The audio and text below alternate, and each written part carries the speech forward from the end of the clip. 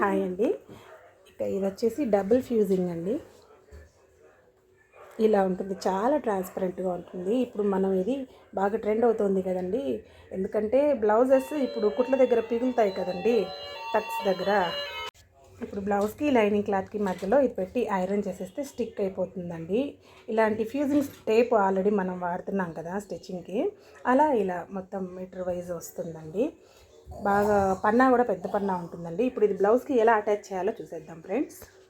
చూడండి, క్లాత్ నేను రివర్స్లో పెట్టాను, ఒరిజినల్ క్లాత్. దానిపైన ఈ షీట్ పరిచాను. ఈ షీట్ అయితే చాలా జాగ్రత్తగా కట్ చేయాలండి. చాలా ట్రాన్స్పరెంట్గా ఉంటుంది. చూడండి ఎంత పలుచగా ఉందో అసలు. దీనిపైన ఇక లైనింగ్ క్లాత్ పెట్టుకోవాలి. ఇలా పెట్టేసి మూడు ఒకసారి చెక్ చేసుకోవాలండి.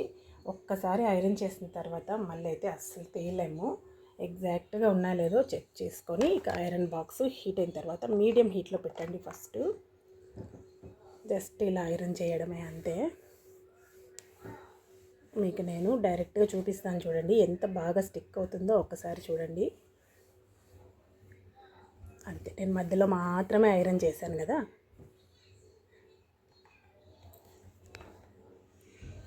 చూడండి, ఇక్కడ చేశాను కదా, ఇక్కడ చూడండి ఇక్కడ బాగా స్టిక్ అయింది చూడండి. అసలు తీస్తుంటే కూడా రానంతగా బాగా స్టిక్ అయింది గట్టిగా. ఇలా ఉంటుందండి. ఇక ఫినిషింగ్ కూడా చాలా బాగా వస్తుంది. ఈ బ్లౌజ్ అంతా ఫినిష్ అయిన తర్వాత ఎలా వచ్చిందో చూపిస్తాను. చూడండి, క్లాత్ కూడా చాలా స్టిఫ్గా తయారవుతుందండి.